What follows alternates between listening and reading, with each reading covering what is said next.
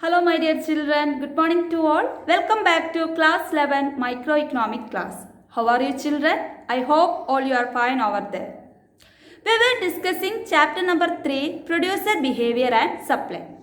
This chapter is divided into 4 parts. First part deals with production function, then cost of production, revenue, and the last part is supply and elasticity of supply. So in the previous class, we have discussed the first part of this chapter, that is production function.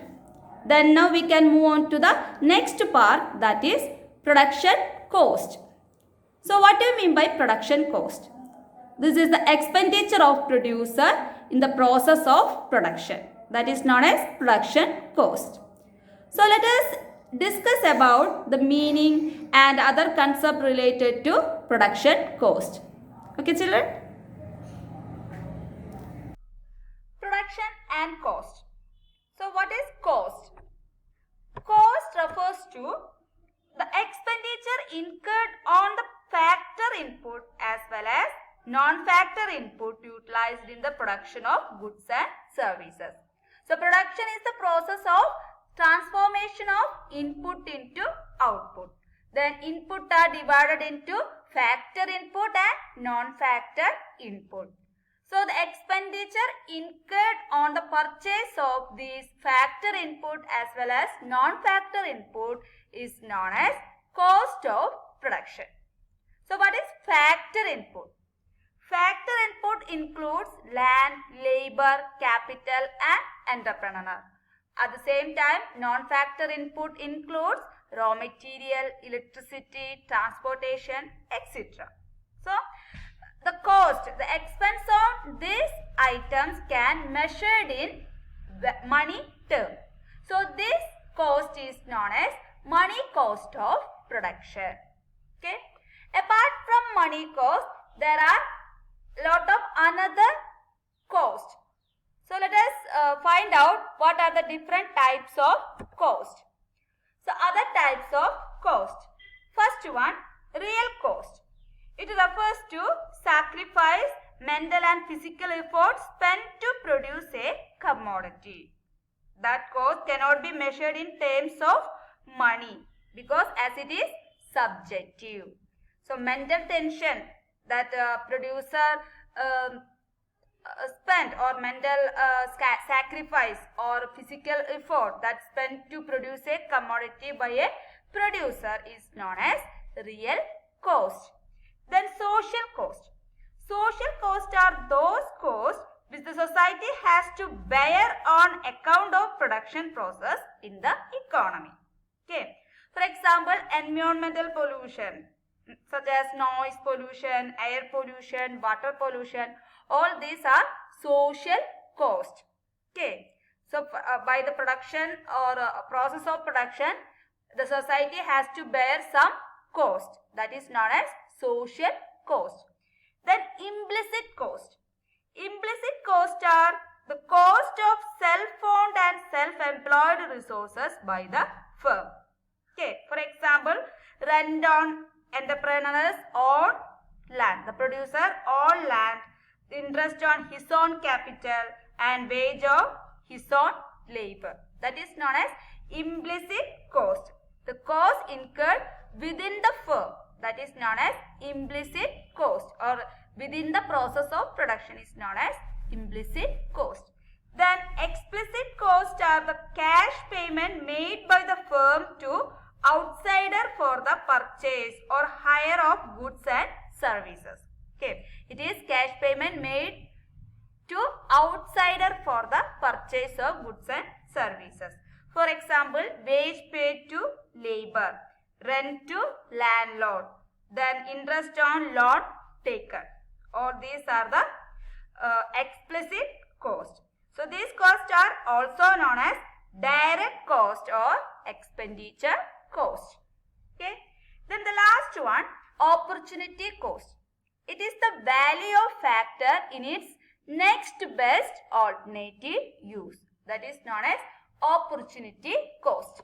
Opportunity cost is very important basic concept in economics. It is because our resources are limited. We are always making choices from the available alternatives. Thus, the opportunity cost of using a resources is defined as the value of the next best use to which the resources could be put. For example, a plot of land can be used to cultivate wheat and rice both. If the farmer uses this plot of land to produce rice, so thus the opportunity cost of rice would be the cost of wheat. So that is opportunity cost, the next best alternative use. So these are the other types of cost along with money cost. Money cost is the if we can measure in the terms of money, that is known as money cost. Okay, the production cost is mainly termed in money cost. Okay, students. So the cost of production in short run, the money cost of production in short run. We know that in short run, one factor is fixed and another one is variable. So short run cost is the cost of producing a given level of output, keeping some factors variable and some factors fixed. So the cost of production in short run is divided into three. They are total cost, average cost and marginal cost. Then the total cost is again divided into total fixed cost and total variable cost. Then average cost is again divided into average fixed cost and average variable cost. Because in short run there are fixed factor and variable factors. So producer have to incur cost for both, that is fixed factor and variable factor. So there is fixed cost and variable cost. Let us discuss one by one. So first one, total cost. What do you mean by total cost? Total cost in short run refers to sum of all expenditure incurred by the producer in producing a given quantity of a commodity. Okay. So the total cost means the total expenditure incurred by the producer in the process of production. So it is the cost of factor and non-factor input. Okay. In short period, total cost is divided into, or total cost comprises of fixed cost and variable cost. So total cost is equal to total fixed cost plus total variable cost, or otherwise TC is equal to TFC plus TVC. Okay, total TFC means total fixed cost, TVC means total variable cost. So first one, total fixed cost. Total fixed cost is otherwise known as fixed cost or indirect cost. So fixed costs are those costs which do not change or do not vary with the change in the level of output. The costs that remain constant, don't vary with level of production or level of output. The production may be maximum or zero, fixed costs remain the same. The expenses incurred on fixed factor of production remain unchanged at all level of output. So this includes expenditure on rent or expenditure on depreciation, interest, normal profit, minimum telephone bill, etc. Or sales program, electricity bill, etc. These are included in fixed cost. Okay. So fixed costs are only relatively fixed. They may change when large changes in usage of resources occur, when planned expansion or shutdown is involved. But normally in short run, fixed costs are fixed. There is no change in fixed cost. Okay. This is the diagram of fixed cost. So here we can see the fixed cost is represented as a straight line parallel to x x-axis. So x-axis represent production unit or output. Then y-axis represent cost. So fixed cost curve is a straight line curve parallel to x-axis. It shows that TFC, total fixed cost, remain constant at all level of production. Whether it is 1 unit, 0, 2, 3, 4, 5, the fixed cost is remain unchanged. It is 20 according to this example. Okay, fixed cost never change. So the shape of fixed cost, total fixed cost is straight, horizontal straight line parallel to x-axis. Okay. Then next is variable cost. Total variable cost is otherwise known as prime cost or direct cost. Fixed cost is otherwise known as indirect cost. So variable cost is the direct cost. Why? Because this refers to those costs which change with the change in the level of output. The costs that vary depending on the level of production or sale or level of output. If output falls to 0, this cost also falls to 0. Okay. The rate of increase in TVC, that means total variable cost, is determined by the law of variable proportion that we have studied in the previous class, law of variable proportion. Then, for example, so the increase or decrease according to the level of volume of output, change in the volume of output. That is the behavior of variable cost.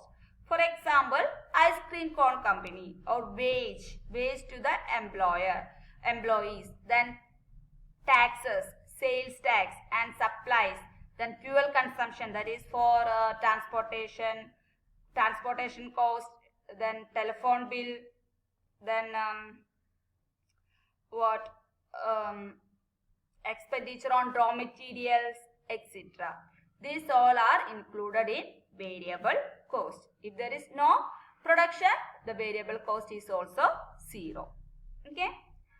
This is the diagram for total variable cost. So TVC increases with increase in the level of output. Initially it increases at falling rate. Okay. Here is 10, 8, 6, etc. Then it because increased efficiency of variable factor and better utilization of fixed factor. Then it increased at a constant rate. Here 4 and 4 increased at a constant rate. Then finally it increased at a rising rate, that is 6, 8, 12, etc. So total variable cost at initial stage increased at falling rate. Then it increased at constant rate. Then finally it increased at a rising rate. So why? Because the law of variable proportion or law of return to a factor. So that's why TVC has a inverse S shape. Okay, here we can see it has a inverse S shape. Okay, because the law of variable proportion. So this is the diagram for total variable cost, and also it starts from 0, because if the production is 0 or output is 0, total variable cost is also 0. Then what is the relationship between TC, TFC and TVC? Total cost, total fixed cost and total variable cost. We know that total cost is equal to total fixed cost plus total variable cost. So prove that TC is equal to TFC plus TVC. Okay. In order to determine the total cost of a firm, we aggregate fixed as well as variable cost at different level of output. So TC is equal to TFC, total fixed cost plus total variable cost. From this table and diagram, we can understand what is the relationship between total cost, total fixed cost and total variable cost. So here we can see the total fixed cost plus total variable cost is equal to total cost. So from this diagram, we can understand total cost can never be zero. This is the total cost. It is never be zero even when the level of output is zero. What is the reason behind this? Because fixed cost is positive and constant at zero level of output. So we know that total cost is the sum of total variable cost and total fixed cost. If total variable cost is zero but there is total fixed cost. So the total cost can never be zero. Okay. Then as the level of output increases, total cost also increases. Okay. Because there is increase in variable cost. So as the level of output increases, what happens? Total cost also increases due to increase in variable cost. Then the next relation is TC and TVC curves are parallel to each other but can never meet at any level of output. They are parallel to each other because the difference between these two is TFC. So TC is equal to TVC plus TFC. The difference between TC and TVC is equal to TFC. So which always positive. TFC is always positive and constant. That's why TC and TVC never meet at any level of output. They are parallel to each other. Then the last relationship is TFC, total fixed cost is constant, hence it is a horizontal straight line parallel to x-axis. Okay. So shape of TFC is a horizontal straight line parallel to x-axis while TC and TVC curves are inverse S shape. It is both are inverse S shape. Okay. So these are the relationship between TC, TFC and TVC. Then we are moving on to the difference between TFC and TVC. What is the difference between total variable cost and total fixed cost? So first of all, meaning. Fixed costs are those costs which do not change with the change in level of output. This remains same. At the same time, variable costs are those costs which change with the change in the level of output. Then, these are payment made to the fixed factors of production.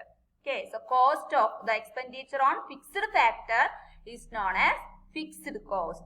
At the same time, variable costs are those costs which payment made to the variable factors of production.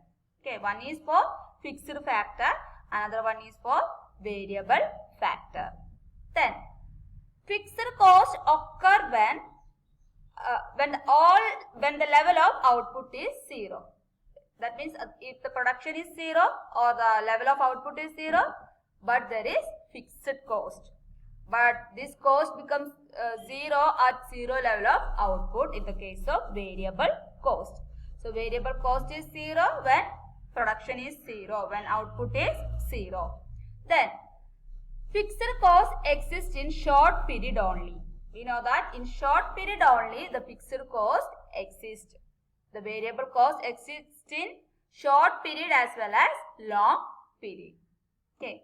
Then the shape of fixed cost is horizontal straight line parallel to x-axis, but the shape of variable cost curve is an inverse S-shaped curve. It is inverse S-shaped curve.